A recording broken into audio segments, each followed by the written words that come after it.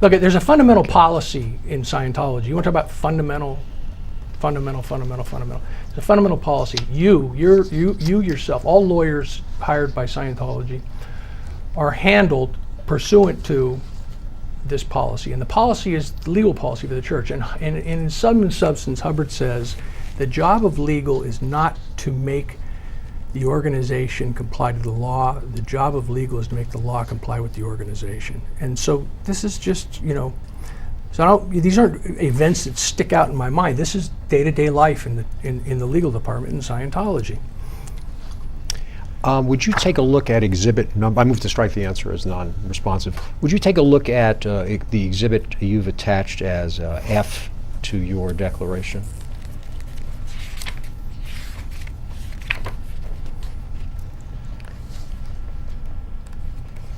Yeah.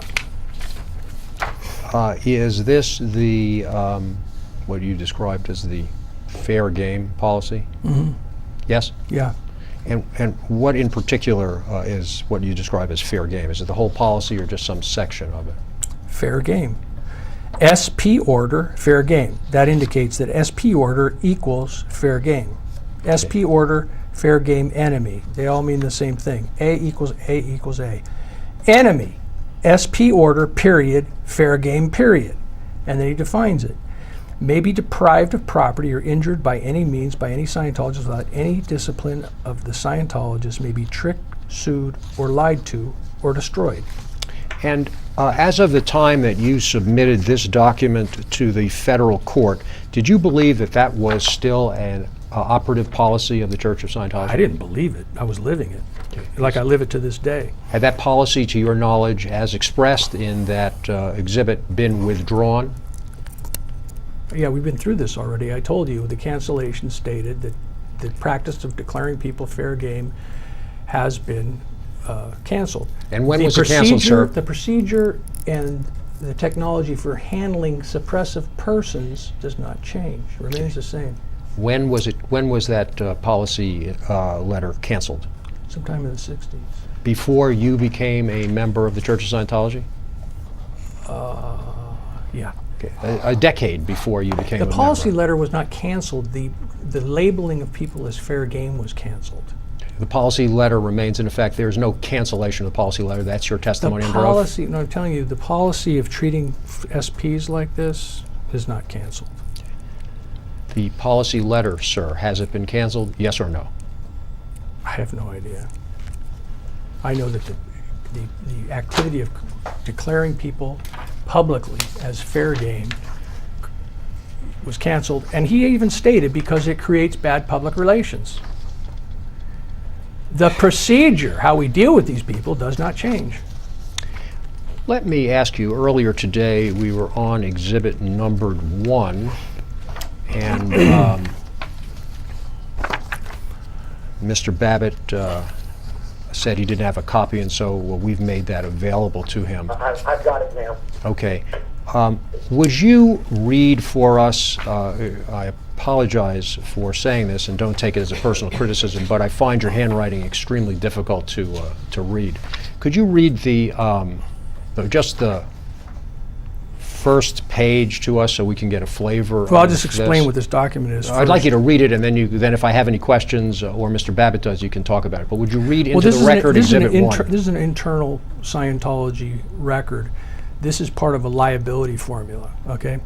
And if you're perceived to have acted in a treasonous fashion, you have to come up through the ethics conditions through liability, and there's a number of control, remember the word control, techniques that are used to make you thoroughly loyal to the organization. The first step of the liability formula is find out who are your friends, okay? And on the ship, Greg Will here, who was assigned to supervise me and watch me when I was doing my sabbatical and going through my reformation, my thought reformation, caused me to write this document to satisfy the first step of the liability formula. So, I move to strike all of that as non-responsive. Would you read, please, exhibit numbered 1, the first page, into the record? Thank you. And so none of the things that I read here should be taken literally because they're done for the purpose of escaping further degradation and punishment within Scientology. You were lying at the time you wrote it. Did I say that? I'm asking you. Did I say that? Were you lying at the time you wrote this letter? Lying about what? About the substance of the letter. I just gave you the context of the letter and you moved to strike it. Do you want the context or you not want the context? Answer my question, yes or no. No, Were you I'm not lying gonna, or I'm not? not going to play this game with you. I'm not going to play this game with you. I explained the context of it. You moved to strike it, and now you're wanting to get more context. No, I'm not asking for context. I'm asking for your judgment. I've given sir. you the context, and that's that. Okay. So yeah, the whole thing is false in that this is not a sincere communication. This is something that was elicited pursuant to a mind control technique in Scientology, that you have to go through these degrading and demeaning things and obsequious actions in order to be trusted again. Okay. Okay. And you, And so at the and so time you that's the wrote it, you context of knew this it was letter. false and insincere, correct? Is that correct, sir? You know, you asked me this question, like I told you, when you're back then in there and you're subjected to this and participating in it, it's a meaningless question. At the time you wrote it, did you believe it was true, yes or no? Yes or no? It's not a yes or no question. Answer any question, Mr. Minister. You can explain it any way you want. I did explain it 3 times, and we'll move on. At the time you wrote Exhibit 1, did you believe what you said in this letter was true? No. Either yes or no? No. No, the Okay, answer is thank no. you. Now please read into the record page number 1 of Exhibit 1. Dear sir, Well, here it starts at a date. What is the date, sir? 30 November 93, which was about 17 to 20 days after me meeting Miscavige in New Orleans, where he capitulated and offered me this reward and assigned me Kakan status. What was the reward? It was to train as a Scientology auditor and go all the way up the Scientology bridge to all their higher levels. On the ship On the in the ship Caribbean. without any other distractions, and also be deemed Kakan, which is an ethics status which you are relieved of the death penalty 10 times over. Okay, you had you blown from the church? I had blown from the church and had been gone for 9 days, and we went through this. And he called me in San Antonio, and we met in New Orleans. And is the act of blowing from the church as a member of the Sea Org something that is a suppressive act?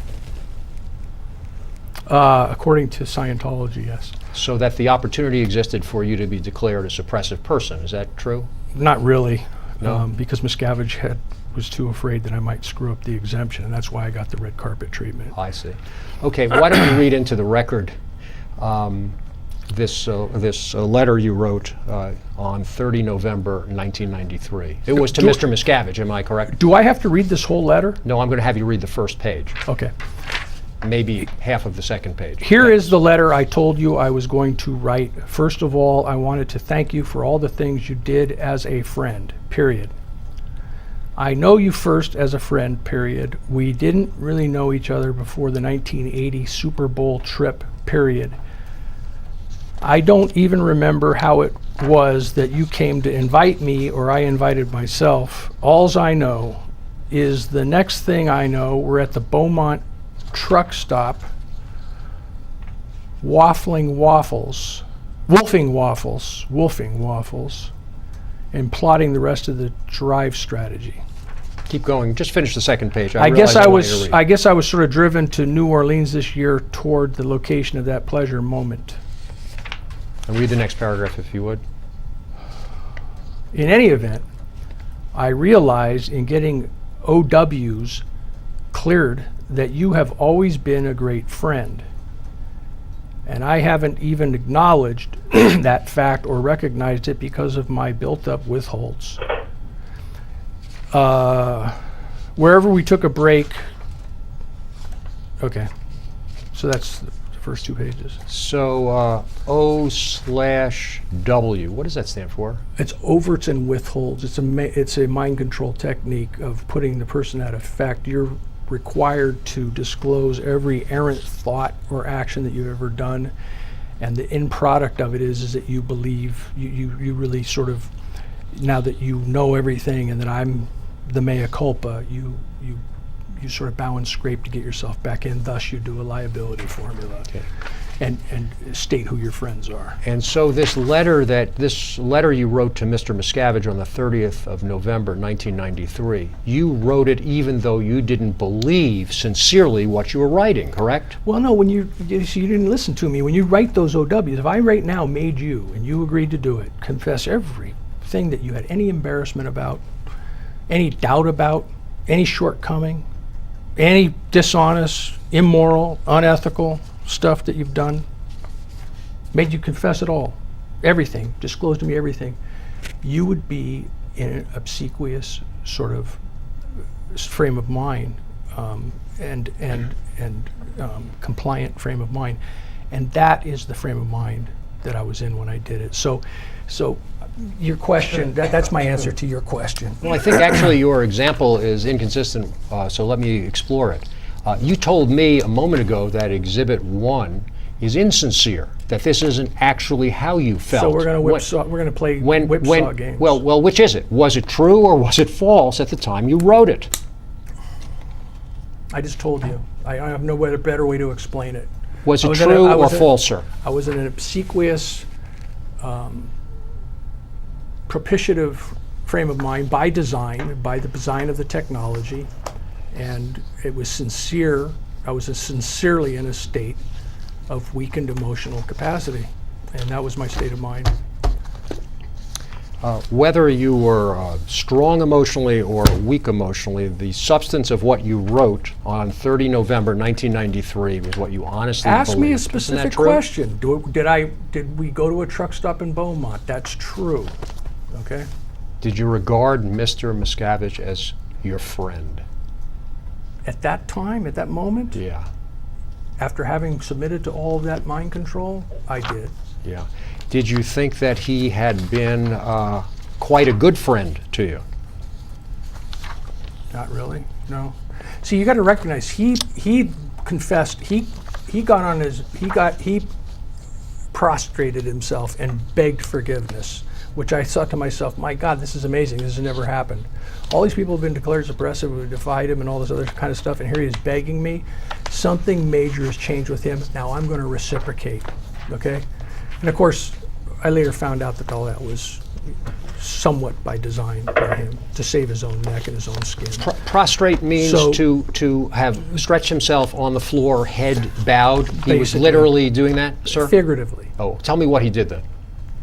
I've already been through it if it's been asked and answered. Let's move on. No, you just said he prostrated I've been himself. through this with you. He met me in a hotel room in New Orleans and begged me. What did he say? Begged me to return. What did he say? I'm apologize. I'm sorry. I'll never do this stuff again. It'll never go weird and personal like this. I'm going to stop abusing people and I'll stop abusing you. If you come back, you will get rewarded for what you did, because after all, the IRS exemption never would have happened absent you. You are the guy that made it happen, okay? And you are a cacan. You could commit murder 10 times and you're forgiven. You Okay. remember that conversation vividly. That's almost a verbatim Well, retelling it was of a it? significant event in my life. That's the sum and substance of it. Now, if you asked me if you had a transcript of it, was it put in exactly those words? I don't know. So It's 20 years ago. I am interested, in addition to your, no doubt, indispensable elements, were lawyers also involved in connection with the IRS exemption? Only as an afterthought, although the litigation lawyers who didn't really get acknowledged by Miscavige had some effect. The lawyers at Williams and Connolly, were they involved in any way? Not Hardly really. at all. They had screwed the whole thing up, and that's what caused Miscavige and me to go in there. What are you smirking Okay. at? Wait, we have this, are you asking me? You know, Ted, I'm about ready to walk. Well, if you walk, I'm not going to be able to present your testimony because I have to ask you those. I agree with you that this is an abusive process, Mr. Rathbun, but there's nothing I can do about it. All right. Um, All right. and- Is there a time limitation at some point? I mean, they can't just use the litigation process to continue to harass me day after day, can they? Well,